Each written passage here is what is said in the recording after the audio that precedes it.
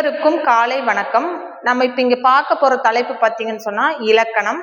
இலக்கணத்துல தொகைநிலை தொடரை பத்தி தான் நம்ம பார்க்க போறோம். ஃபர்ஸ்ட் தொகைநிலை தொடர் அப்படின்னா என்ன?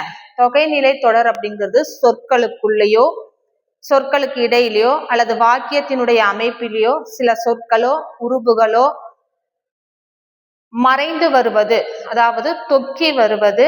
மறைதல் தொக்குதல் இந்த ரெண்டு வார்த்தைக்கு அர்த்தம் ஒண்ணுதான். மறைதல் அப்படின்னா இந்த ரெண்டு சொற்களுக்கு இடையில் சில உருபுகள் மறைந்து வருவது அல்லது தொக்கி வருவது தொகைநிலை தொடர் அப்படின்னு நம்ம சொல்றோம்.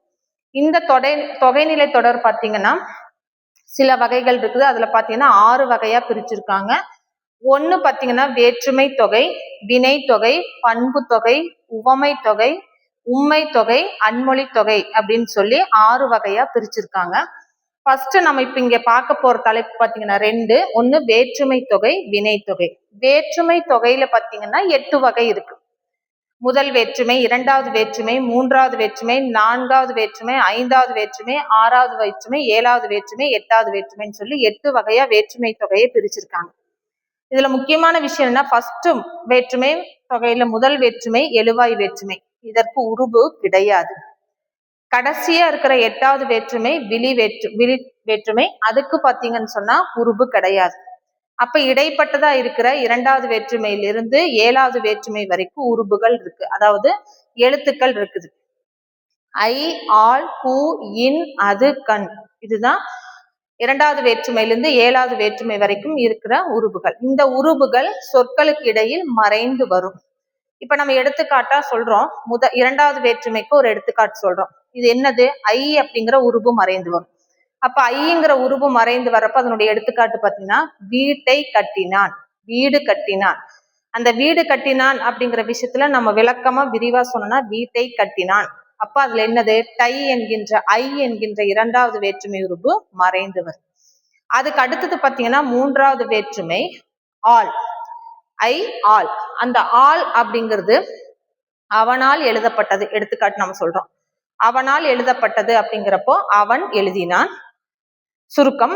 அதை விரிவா சொல்லணும்னா அவனால் எழுதப்பட்டது அப்படின்னு சொல்றோம். அப்ப அதுல ஆல் அப்படிங்கிற 3வது வேற்றுமை உருபு மறைந்து வருது. அதுக்கு அடுத்தது பாத்தீங்கன்னு சொன்னா ஐ, ஆல், கூ 4வது வேற்றுமை உருபு.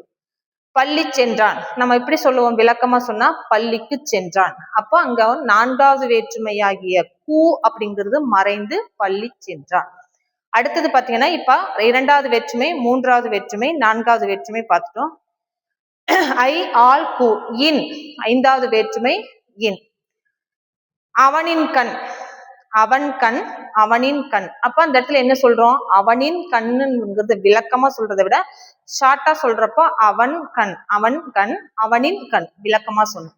அப்ப அந்த இடத்துல 5வது வேற்றுமை உருவாகிய இன் அப்படிங்கிறது மறைந்து வந்துள்ளது. இது 5வது வேற்றுமை உருவு. 6வது வேற்றுமை உருவு எது? ஐ, ஆல், பூ, இன், அது. ஒரு எடுத்துக்காட்டு பார்க்கலாமா? அவனது புத்தகம், அவன் புத்தகம். அதை விரிவா சொல்லணும்னு சொன்னா எப்படி சொல்லுவோம்? அவனது புத்தகம். அப்ப அந்த இடத்துல 6வது வேற்றுமை உருவாகிய அது அப்படிங்கிற சொல் உருபு மறைந்து அவன் புத்தகம். அதை விளக்கமா சொன்னாதான் அவனது புத்தகம். அப்ப அந்த இடத்துல உருபு மறைந்து வரும். அடுத்தது பாத்தீங்கன்னா 7வது வேற்றுமை உருபு. நம்ம இப்ப எத்தனை பார்த்துக்கோம்? 2, 3, 4, 5. ஐ, ஆல், பூ, இன், அது 6 வரைக்கும் நம்ம பார்த்துட்டு இப்ப 7வது வேற்றுமை உருபு என்னது? கண். சரியா? பறவையினது கண் அப்படின்னு சொல்றோம். பறவையின் கண், பறவையின் நது கண் அப்படிங்கிறப்போ நம்ம அந்த இடத்துல என்னது? கண் அப்படிங்கிறது உருபு மறைந்து பறவையின் கண் அப்படின்னு சொல்றோம். இப்போ ஐ, ஆல், பூ, இன், அது, கண் மொத்தம் 7. அப்போ விழி வேற்றுமையாகிய 8வது வேற்றுமைக்கு உருபு கிடையாது. முதல் வேற்றுமையாகிய எழுவாய் வேற்றுமைக்கும் உருபு கிடையாது. அப்ப தொகைநிலை தொடர்லயே முதல் தொடர்ல தொகைநிலை தொடர்ல முதல் வேற்றுமை தொகை. அந்த தொகையில பாத்தீங்கன்னு சொன்னா 8 வகை. அந்த 8ல முதலுக்கும் கடைசிக்கும் உருபு கிடையாது. சென்ட்ரல் இருக்கிற 2லிருந்து 7 வரைக்கும் இருக்கு. அது ஐயாள்கு, இன், அது, கண் அப்படிங்கிற உருபுகள் சொற்களுக்கு இடையில் மறைந்து வருகிறது. ஓகேவா? அடுத்தது பாத்தீங்கன்னு சொன்னா வினை தொகை. இப்ப நம்ம அடுத்ததா பாக்குறது வினை தொகை. இதுல எது மறைந்து வருதுன்னு பாத்தீங்கன்னா காலம் மறைந்து வருது. சரியா? 3 காலம் நம்ம சொல்றோம் இல்லையா? அந்த 3 காலமும் மறைந்து வருவது. இறந்த காலம், நிகழ்காலம், எதிர்காலம் இந்த மூன்றும் மறைந்து வருவதுதான் வினைத்தொகை. இதுல உருவோ சொல்லோ வார்த்தையோ கிடையாது, காலம் மறைந்து வரும். இப்ப நம்ம எடுத்துக்காட்டா பாக்குறோம், சுடுசோர் அப்படிங்கிறோம்.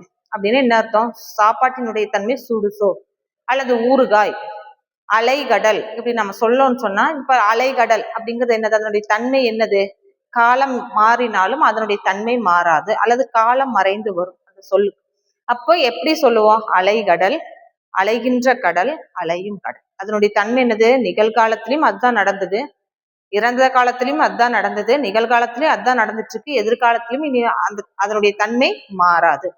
ஊறுகாய் அப்படின்னு நம்ம சொல்றோம், அந்த காயினுடைய தன்மை ஊறிக்கொண்டே இருந்தாதான் அதனுடைய சுவை நிறைந்துதான் இருக்கும். அப்போ ஊறுகாயினுடைய தன்மை அது எப்படி சொன்னாலும் என்னது? ஊறுகாய், ஊறுகின்ற காய். இப்போ அது ஊறிக்கிட்டே இருக்குது, ஊறுகாய், ஊறுகின்ற காய், ஊறும் காய். இதனுடைய தன்மை இன்னும் கொஞ்ச காலத்துக்கு போனாலும் அப்புறமா பார்த்தாலும் அதனுடைய தன்மை என்னது? ஊறிக்கிட்டே தான் அந்த தன்மை இருக்கும். சரியா? சுடு சோறு, சுடுகின்ற சோறு, சுடும் சோறு. சரியா? இப்படி வினைத்தொகை பார்த்தீங்கன்னு சொன்னா 3 காலமும் மறைந்து வருவதுதான். அப்ப நிகழ்காலம், அதாவது இறந்த காலம், நிகழ்காலம், எதிர்காலம் இந்த 3ம் மறைந்து வருவதுதான் வினைத்தொகை. அப்ப இதுல நமக்கு இந்த 2ல் நமக்கு என்ன தெரியுதுன்னா, வேற்றுமை தொகையில உருபு மறைந்து வருது, ஐயாளுக்கும் இன்னதுக்கண் அப்படிங்கிற உருபு மறைந்து வருது. வினைத்தொகையில பார்த்தீங்கன்னு சொன்னா 3 காலம் மறைந்து வருவது.